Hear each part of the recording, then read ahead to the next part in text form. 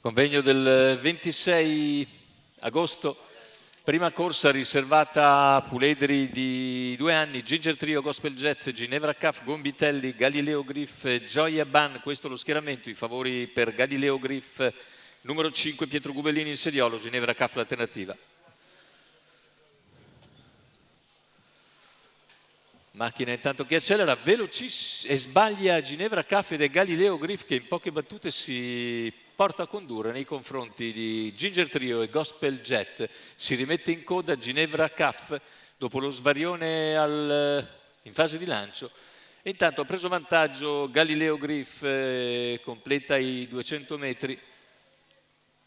Su Ginger Trio e Gospel Jet, 200 iniziali addirittura in 16,6 in rallentamento da parte di Galileo Griff, che aveva conquistato subito il comando da Quito. Completa il quarto iniziale nell'ordine del 33,5, tutti in fila indiana alle sue spalle, con Ginevra Caf che accenna a muovere all'esterno dalla coda e a questo punto, dopo l'errore iniziale e sul rallentamento imposto dal leader, ovviamente cerca di venire avanti.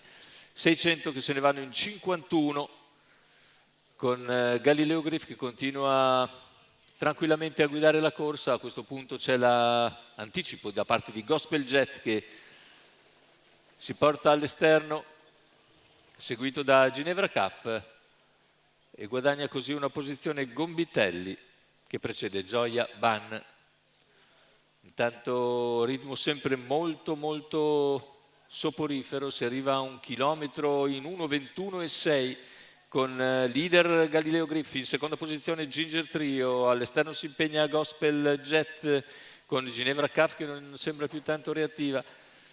E siamo al paletto dei 400 metri finali, parziale ora in 14,4, ha cambiato decisamente registro Pietro Gubellini con Galileo Griff, mentre Ginger Trio e Gospel Jet procedono appaiati a metà della curva, completamento della piegata con in vantaggio Galileo Griff, un altro 14,5 per staccare in retta d'arrivo e vincere autorevolmente la lotta per il secondo posto. Sul palo premia Gospel Jet che piega di precisione Ginger Trio, 1:18,2, ma ottenuto con un 28,7 di ultimo quarto dopo un 29,5, che vale a dire 57 più sono 58,2 per gli ultimi 800 metri. È davvero una bella misura, anche se naturalmente nella prima parte della gara è andato decisamente al rallentatore, ma poi ha chiuso veramente forte. Quindi Galileo Griff che raddoppia così il successo ottenuto al debutto. Prova molto convincente da parte di Galileo Griff, Pietro Gubellini in sediolo, Fausto Barelli al training per conto della scuderia Cumana Group.